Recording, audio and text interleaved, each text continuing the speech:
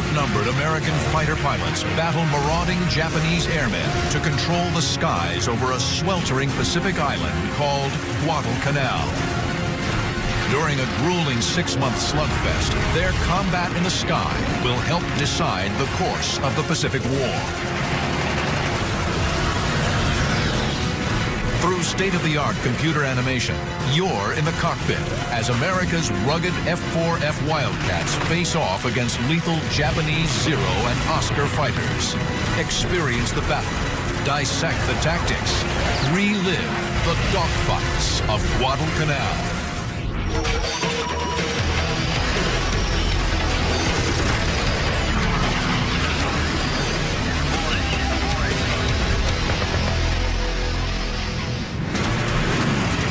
August 30th, 1942. A formation of U.S. Marine Corps F-4F Wildcats and Army P-400 Airacobras patrol the skies over Guadalcanal. Their mission? Stop Japanese bombers and fighters threatening the American beachhead. Leading the flight is Marine Captain John L. Smith. The P-400s have no oxygen equipment and level off at 12,000 feet. But Smith pushes his Wildcats above the slower and more vulnerable P-400s. Smith scans the sky for enemy aircraft, but spots nothing. Then, his radio crackles to life. Captain Smith receives a frantic radio call from one of the P-400s, whose tally on some enemy fighters that are inbound, Japanese Zeros. A swarm of more than 20 Zeros threaten the Army Airacobras from the rear. The P-400s are here. The Zeros are here, attacking the P-400s from behind. Smith and the Wildcats are here, 3,000 feet above. The Zeros don't see them. I wouldn't say they use the P-400s as bait, but the P-400s normally would get in trouble, and then the Marines would come down and shoot Zeros off the tails of the 400s. The Marines dive to rescue the P-400s. Captain Smith closes fast on an unsuspecting Zero and takes aim. What they've found is if they could aim just after the canopy towards the wing route, where the wings join the fuselage of the Japanese Zero, it's right about where the fuel tanks are. If they can execute a direct hit at that point, the Japanese Zero immediately burns and oftentimes the wings fall off. Catching the Zero in a shallow left turn, he opens fire.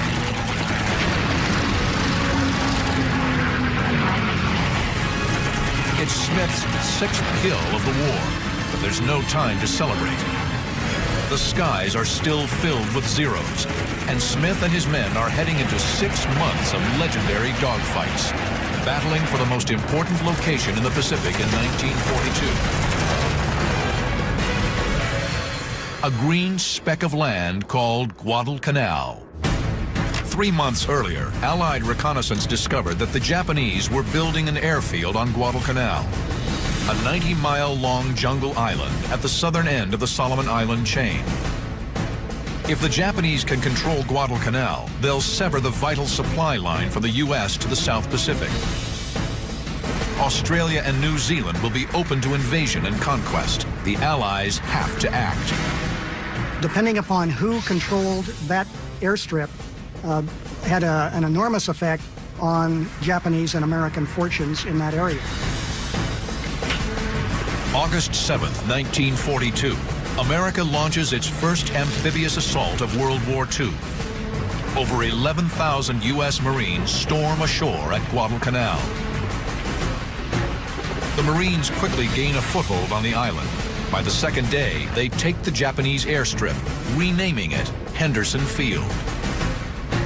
The Japanese bring in thousands of fresh troops to Guadalcanal and attack the Americans relentlessly, trying to drive them off the island. The Marines fight off attacks while desperately trying to prepare Henderson Field for operations. Japanese tractors and equipment are commandeered to improve the small crushed coral runway.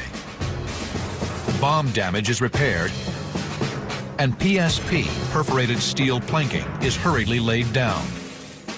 After 2 weeks, they finish the airstrip and fly in 19 F-4F Wildcat fighters and 12 SBD Dauntless dive bombers. It was only because of the ability of the Americans to place aircraft on Henderson Field to protect the supply ships bringing in reinforcements and supplies to the Marines on Guadalcanal that the island could be held. Because the Allied code name for Guadalcanal is Cactus, Henderson Field becomes the home of the tiny Cactus Air Force, at first consisting of just 43 pilots and ground crew. The men of Henderson Field soon discover it isn't just the enemy making their lives hell.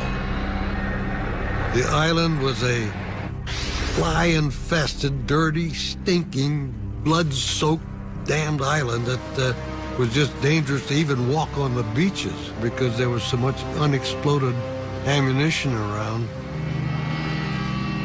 The pilots and ground crew live in mud-floored tents. The latrine is a trench with a log seat, and the bathtub is the Lunga River, complete with crocodiles and leeches. The flyers of the Cactus Air Force are outnumbered and short on supplies. Their fighter, the F-4F Wildcat, can't match the agility of the enemy Zero. But a big advantage for the Cactus Air Force is that they are commanded by a born leader in 27-year-old John Smith. Smith's an aggressive dogfighter and skilled tactician. He always preached and devised his tactics around you have to pit your strengths against the enemy's weakness. And that is as true today as it ever was since the first airplane ever flew in combat.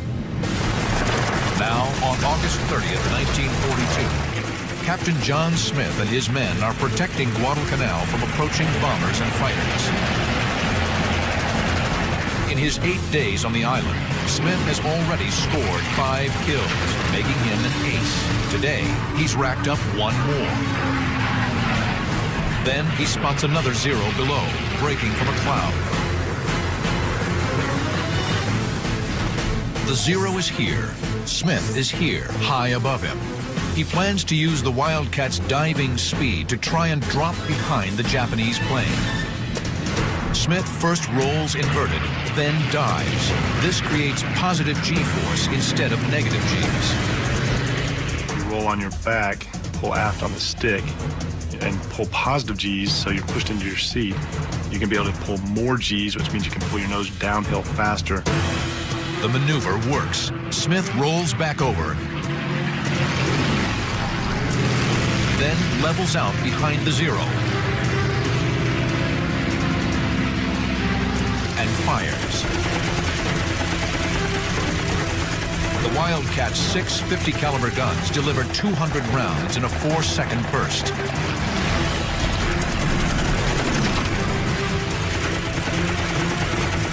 White-hot, phosphorus-filled incendiary bullets ignite the Zero's fuel tank.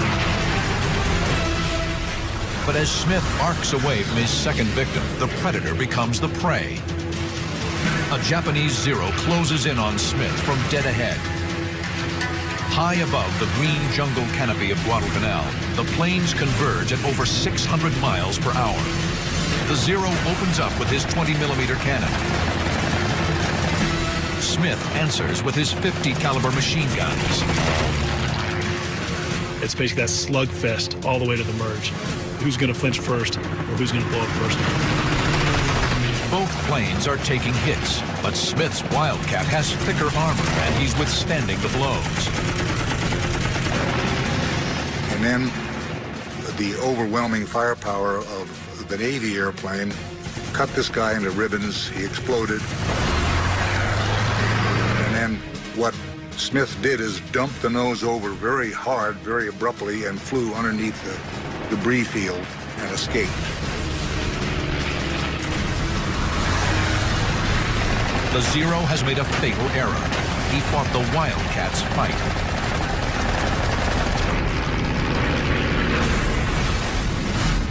Built by Grumman Aircraft, the Wildcat is first flown in 1937. The rugged plane features cockpit armor and self-sealing fuel tanks. These tanks are coated with layers of rubber that expand and reseal if they're punctured.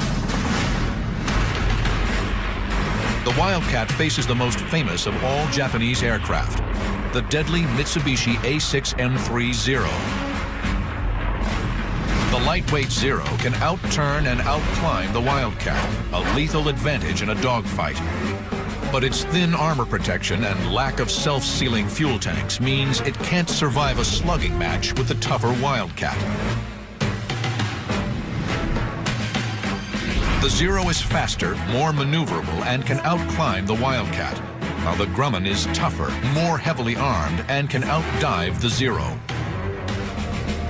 Wildcat pilots in general would want to avoid the turning fight with the Zero. That would not be their fight. The Wildcat with its 650 cal machine guns, heavy body armor, heavy armor around the engine cowling, preferred head-on attacks, frontal attacks, and it would just basically plow through that Zero. The air battle of August 30th is a resounding victory for Smith and his pilots. They shoot down 14 of the 22 attacking Zeros. The Japanese bombers the Zeros were protecting retreat before reaching Guadalcanal. Believing the engagement is over, Smith sets course for Henderson Field. But there are 2 more deadly Zeros just ahead. August 30th, 1942. 3 weeks into the battle for Guadalcanal, Japanese aircraft are on the attack. Marine fighter pilot John L. Smith has killed 3 enemy Zeros.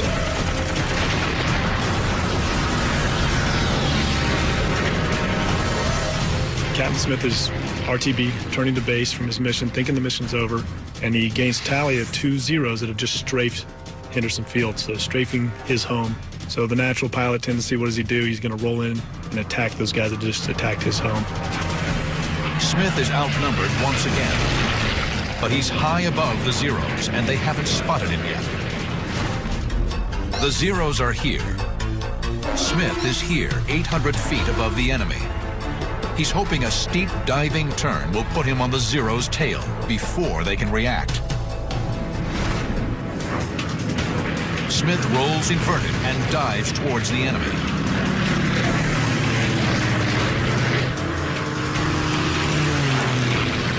He levels out at 6 o'clock low, below and behind the trailing Zero, positioned perfectly for the kill.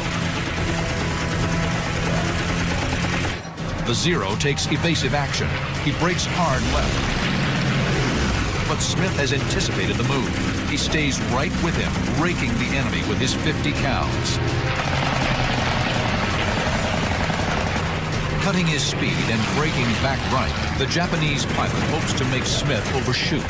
But Smith chops power and stays in trail.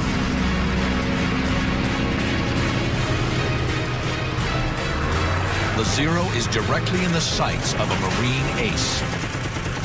A final burst from Smith's Wildcat seals his 4th kill of the day. It's a victory for Captain Smith and inspiration to his men. He led by example.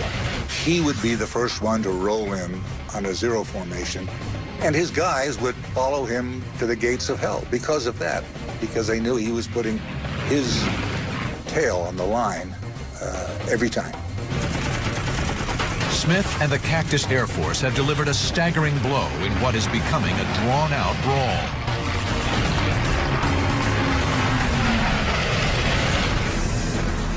The American pilots can only fly by day. They lack the radar and navigation aids that enable night fighting. The Japanese Navy had perfected night fighting in the 1930s, using powerful optics and rangefinders. Crews were trained to work in total darkness. The Guadalcanal campaign developed into this extraordinary situation of a change of sea control every 12 hours. The Americans controlled in daylight thanks to their aircraft in Henderson Field. But every time the sun went down, the Japanese ruled the waters off Guadalcanal. After dark, the Japanese Navy controls the Slot, a wide channel that runs from Guadalcanal to the Japanese base on Rabaul. The Japanese supply ships arrive with such regularity that the Marines nickname them the Tokyo Express. By early September, a month into the campaign, the Japanese have landed over 20,000 new ground troops on Guadalcanal, deployed against 23,000 U.S. Marines and Army soldiers. The Allied forces advance slowly across the mountainous island. But the Japanese launch large-scale counterattacks, supported by air and naval bombardment. While Japanese ground assaults can't stop the pilots at Henderson Field, constant air combat, primitive conditions, and rampant disease take their toll.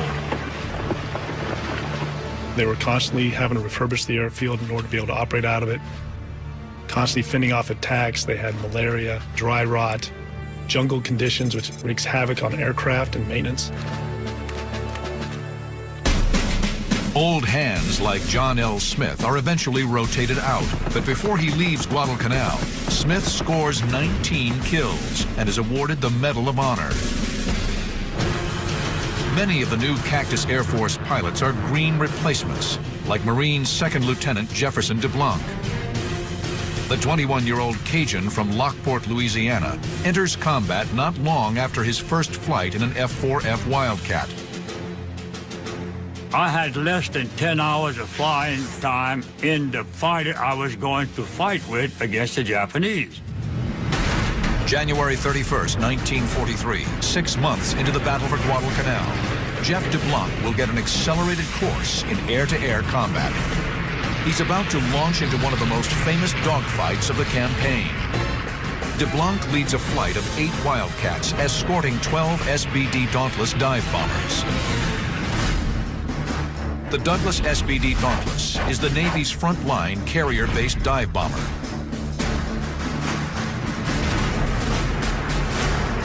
The plan is to attack Japanese supply ships heading for Guadalcanal. The flight hopes to intercept the convoy 250 miles from Henderson Field. You want to interdict that shipping as far away from the island as possible. If the mission failed and the shipping still existed, or you weren't able to get all the shipping, you'd have an opportunity for a re-attack. Basically fly home, refuel, rearm, go back out, and try again. The jungle conditions and makeshift maintenance facilities have taken their toll on the Wildcats. 2 planes radio they're having problems and want to turn back. DeBlanc protests.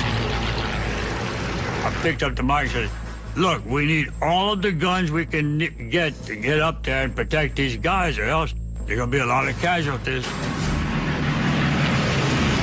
DeBlanc's plane is leaking fuel, but he's determined to hang in and protect the bombers. He knows he's on a one-way trip. So I said, please do this. I said, I'm not going to make it back. Get somebody to come up that area and look for me floating around in a rubber raft, because I'll be there. The sharks will be there with me, too. So give me a break. That's what I said.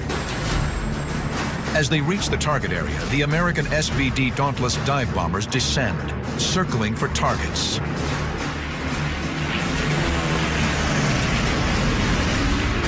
Suddenly, 2 Japanese Pete float planes dive down from high above on the slow, vulnerable SBDs. DeBlanc sees the float planes closing on the Dauntlesses and rolls out to his left. Staff Sergeant Jim Felleton follows. They arc down to cut off the attack. DeBlanc opens the throttle, gaining on the 2 enemy fighters. Then a brilliant stream of tracers rips out from one of the Pete's rear gunners, screaming straight at him. January 31st, 1943, 6 months into the Guadalcanal campaign. Marine 2nd Lieutenant Jefferson DeBlanc has been protecting American bombers assigned to attack a Japanese supply convoy. Now he's diving to save the bombers from 2 Japanese Pete float plane fighters. As he approaches, the Pete's lethal rear guns open fire. In a float plane, the rear gun is naturally a crack shot. If you ever get float planes in your sight out there, don't try to go up to them to shoot, because that rear gun is murder, and he'll get you. Although it's a biplane, the Mitsubishi F1 MP can more than hold its own in a fight. It has an excellent turning radius and is armed with 2 machine guns in the wings and a 7.7mm tail gun. Tracers stream past DeBlanc's canopy. He skids left and right to avoid the fire coming from the nearest Japanese gunner. He's using a lot of rudder and aileron to basically slide his airplane back and forth to try and not allow a steady bead by that tail gunner. DeBlanc carefully lines up on the Pete's tail and fires. The heavy .50 caliber rounds tear through the float plane.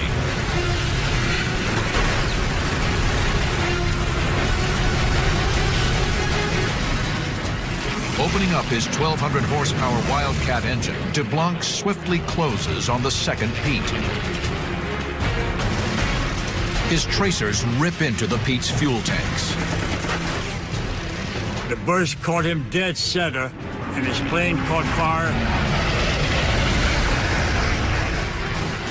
He exploded, actually.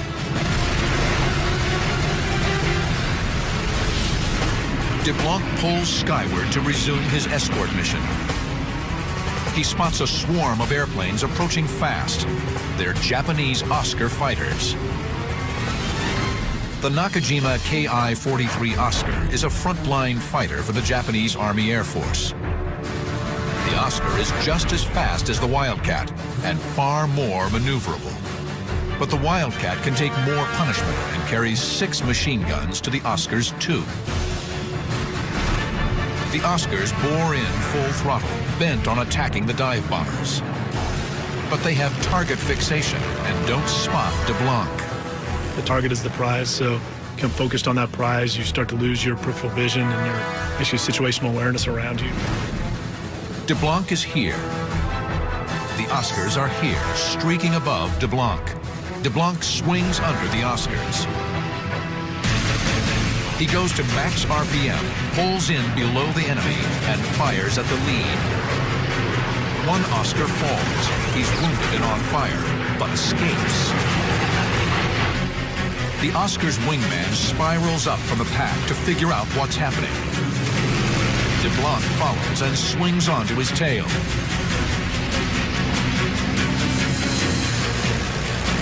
The Oscar is squarely in his sights.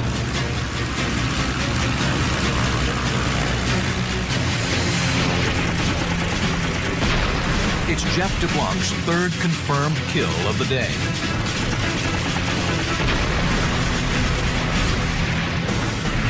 DeBlanc's almost out of fuel, but he decides to stay and guard the SBDs. My job was to protect the what? The dive bombers. Now, I'm not a hero, but I have to live with my conscience. And if I didn't do what I was supposed to do, then I'm derelict in my duty. Suddenly, DeBlanc realizes the other Oscars have broken off their attack on the bombers and are coming after him. The Oscars dive down to swarm DeBlanc and Felton. Outnumbered and under attack, the 2 Americans instinctively fall back on a classic defensive maneuver, the Thatch Weave. It's a simple but effective 2-plane tactic devised during the war by naval commanders Jimmy Thatch and James Flatley. Paired up in a buddy system, the planes fly 200 feet apart. If an enemy attacks a Wildcat's tail, the 2 American fighters will turn toward each other. If the enemy follows, it will soon be targeted by the second plane. For DeBlanc and Felton, the Thatch Weave works. The Oscars are unable to attack without exposing themselves to one of the Wildcat's guns. But Felton swings his Wildcat too wide and suddenly finds himself in the crosshairs of a trailing Oscar. Bullets chew into Felton's engine. The Marine kicks his wounded Grumman into a wide left turn to get out of range. He bails out. With the mutual support of the Weave now gone, an Oscar dives in on DeBlanc's tail. DeBlanc tries to shake off the enemy, but the nimble Oscar easily stays lodged in the 6 o'clock position. Then DeBlanc's squadron mate, Jim Seacrest, who has been with the bombers, comes to the rescue. DeBlanc is here. Seacrest is here, heading straight on. He is going to streak in directly over DeBlanc's canopy to get to the Oscar.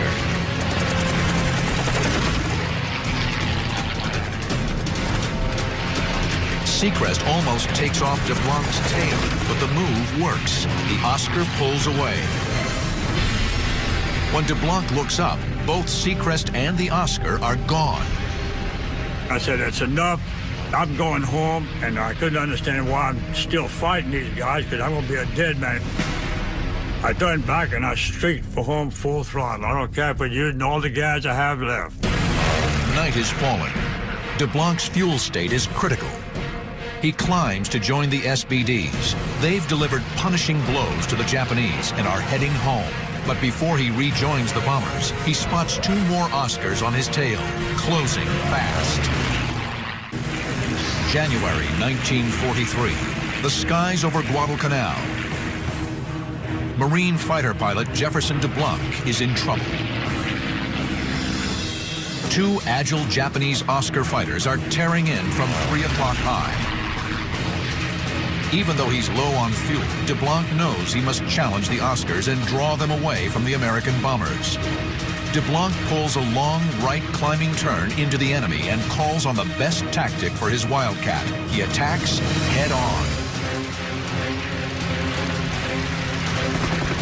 I'm the one that's climbing, and these guys are the one coming down, but very shallow. When they saw me, they steepened the dive. And when they steepened the dive, I cut loose. And he blew up. I caught the pipes that said it. The whole thing blew.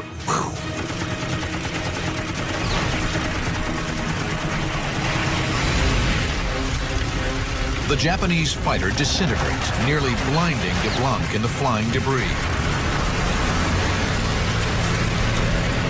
His engine separated and went past me. Separated and turning. Weird looking. I'd never had that before. And of course, there's nothing but debris in front of me, which I ran through. And it hit my prop, and it hit the wings. It didn't knock me out. It didn't knock me out, but I still had control, and it still was running. My engine was running. When DeBlanc regains his senses, he sees the second Oscar pulling in steeply behind him. He was looking at me as if that's a dead man I'm coming after, because I'm going to blow him right out of the sky. And when he came on down that way, we were both diving towards the sea. And I knew good well with the Grumman, there's only one protection I have. Flying straight, I couldn't do it because he can overtake me. Pulling up, I couldn't do it because he had me broadside. Over here, when you pull up, then you're going to stall and come down, he can get you there. So with only one option that I have to have is the option is to fool him. DeBlanc forces his Wildcat into an aerial skid. In effect, he's slamming on his brakes, trying to force the Zero to overshoot.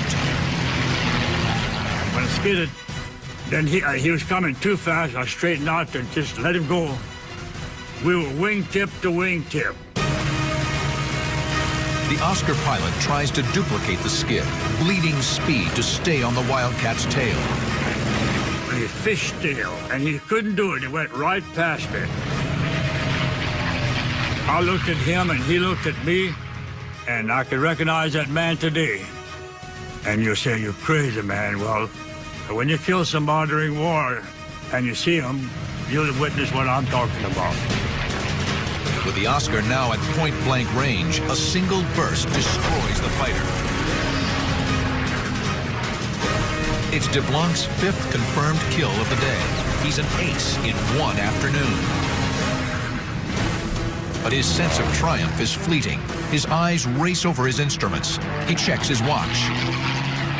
The instant I looked at my watch, a 7.7 Japanese bullet came over there and knocked my wristwatch off my wrist. Well, that kind of scared me. Now DeBlanc is squarely in an Oscar's sights, taking hits to his engine, prop, and cockpit.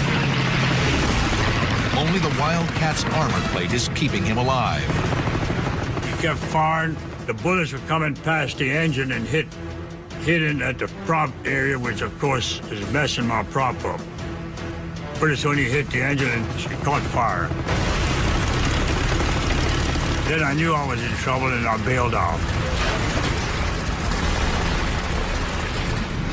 DeBlanc hits the water and swims to an enemy-held island. Natives pick him up and barter him to a friendly tribe for a sack of rice. Most people cannot price out their exact amount of money they are worth. But I know exactly how much I am worth. 1 10-pound sack of rice. Second Lieutenant DeBlanc is an amazing figure in Marine aviation. He lives to tell this whole tale, comes back out, and rightly so, earned a Medal of Honor for his mission. By February 1943, the ragtag Cactus Air Force has fought the best of Japanese aviation to a virtual standstill. Tokyo decides the costs of trying to win Guadalcanal have been too great. The Guadalcanal campaign lasted officially 6 months, from August of 1942 into February of 43, at which time Tokyo decided to withdraw the forces remaining there. Over 11,000 Japanese troops are quickly evacuated. 20,000 others have died in combat or succumbed to disease and starvation. Nearly 6,000 Americans were killed or wounded. It's a major victory.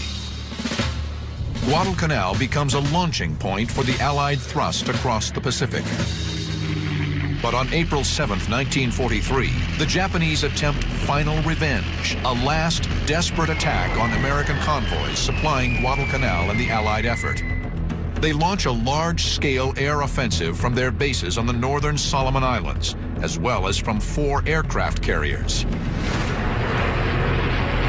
The massive strike force numbers over 200 planes. Near Guadalcanal, 4 Wildcats led by young First Lieutenant James Sweat are on routine patrol over the American convoys. We were circling around and whatnot, and finally Smiley Burnett of 214 hollered that, my God, there's millions of them. We looked at it and thought, holy smoke, there is millions of them. They were just like mosquitoes. And we thought, oh, God, we've 4 airplanes and 75 or 80 Japanese dive bombers heading for us, along with about 150 Zeros. The Japanese formation is here. Sweat's fighters are below them, here, about 8 miles away. The enemy hasn't spotted the Wildcats. Sweat climbs towards the Japanese Val dive bombers.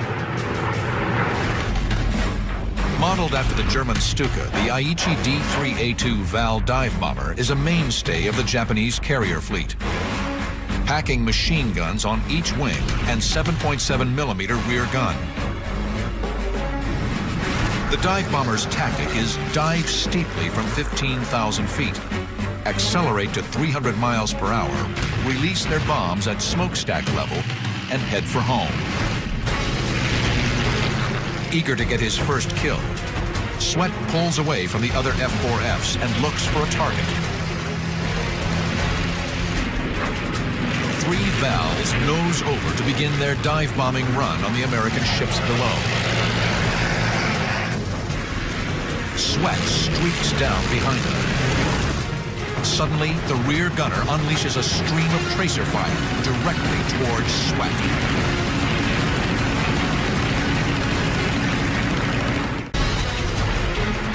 April 7th, 1943, Japan has launched a last-ditch effort to avenge its humiliation at Guadalcanal. Marine Lieutenant James Sweat pursues 3 Japanese Val dive bombers attacking an Allied shipping convoy. The Val's rear gunners fire up at Sweat's Wildcat. Then, a single burst from 300 yards ignites the lightly armored Val's fuel lines. It's Sweat's first kill. I just picked one and just gave him a squirt, and he flamed like crazy.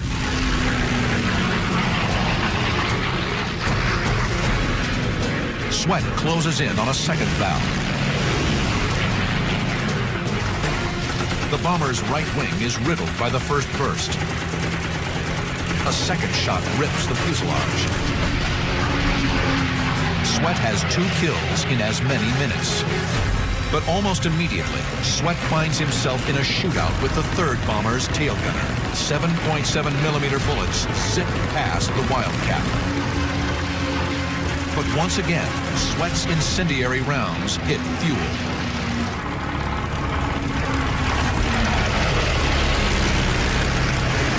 Then, a violent explosion off his left wing. It's friendly fire. Anti-aircraft flak has blown a hole in his Wildcat. Sweat yanks his fighter out of the dive.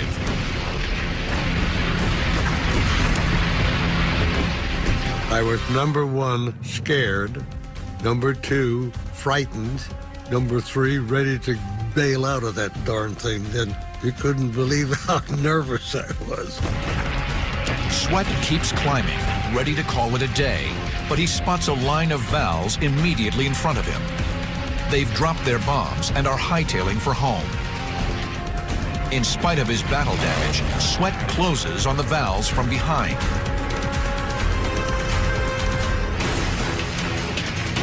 He lines one up and fires. It's kill number 4. I was down below them, and so that the rear gunner couldn't shoot me. And when I fired my guns, I just stick the nose up a little bit and give a quick blast. And it was fantastic how they burned. The uncompromising discipline of the Japanese naval aviators dictates that they stay in formation and not take evasive action. Each one of them went down in turn as I was chasing them like this and shooting. And it only took 2 or 3 rounds per gun. And boy, they just ripped them up something awful. And they'd flame just like that. A 5th victim drifts into the Wildcat's gun sights. The rear gunner leaps for his life moments before his plane plummets toward the ocean. On his first combat mission, the Marine rookie has become an ace in less than 15 minutes. Incredibly, the surviving Vals hold formation. Stunned at his luck, Sweat pilots his Wildcat onto the tail of a 6th Val, downing it with a brief burst.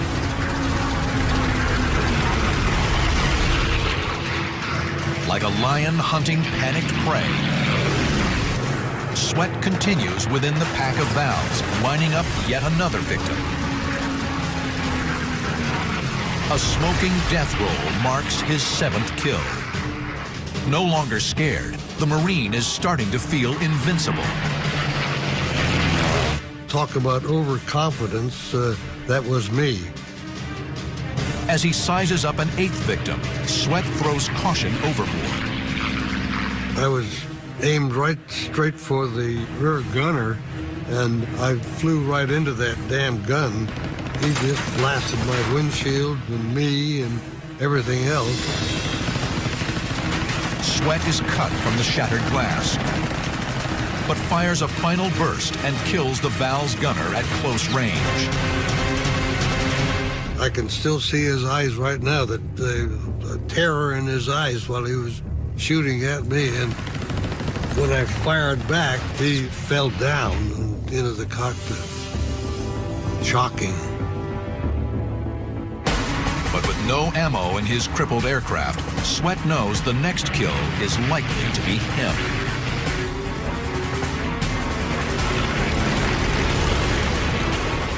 He hit my oil cooler and disabled my engine because the oil pressure just dropped like a ton of bricks. And I thought, uh-oh, I've got to get the heck out of here. Sweat's engine begins to fail. He decides to ditch off nearby Florida Island. Just about half a mile or so offshore, my engine froze. Vroom. The prop stuck up like a middle finger. And so I made let my flaps come down, and they didn't, only one side worked. This flight didn't work at all for some stupid reason, probably the hole in my ring. Sweat makes an emergency landing. And upon impact with the water, his head strikes the control panel, breaking his nose. Worse, he's trapped in his sinking plane. I made a water landing and went down about 25, 30 feet with the airplane. My shoulder strap was caught on the boat release hook right up over my right shoulder. And man, I struggled to get out of that damned airplane. Reaching the surface, James Sweat is rescued and spends 6 days in the hospital. He returns to Guadalcanal to learn he's been nominated for the Medal of Honor. Today, along with the medal, Sweat holds the image of the Val's rear gunner. The look on that rear gunner's face when I killed him, I still see it night after night after night. James Sweat and his fellow airmen were eventually joined by over 70 aircraft from Henderson Field. The Cactus Air Force turned back the Japanese onslaught. Never again will the Japanese take the offensive in the Pacific. The men of the Cactus Air Force can take pride in their critical role in turning the tide in the Pacific War. And it was the kind of Americans who fought and prevailed under extraordinary circumstances at Guadalcanal, who demonstrated not only to themselves but to their entire generation that they had what it would take to prevail in World War II. In the battle for the skies over Guadalcanal, the pilots of the Cactus Air Force flew more than 2,000 sorties, destroying over 425 Japanese planes and scoring a kill ratio of nearly 4 to 1. The legacy of the pilots of the Cactus Air Force is absolutely amazing. We still study the battles. The lessons learned from Guadalcanal in 1v1 air combat are nearly as true today as they were then. The battle for Guadalcanal was a defining moment in Marine Corps history. Led by men like John L. Smith, Jeff DeBlanc, and James Sweat, fighters overcame the worst of circumstances to send the best pilots of the Imperial Japanese Navy and Air Force to the bottom of the sea.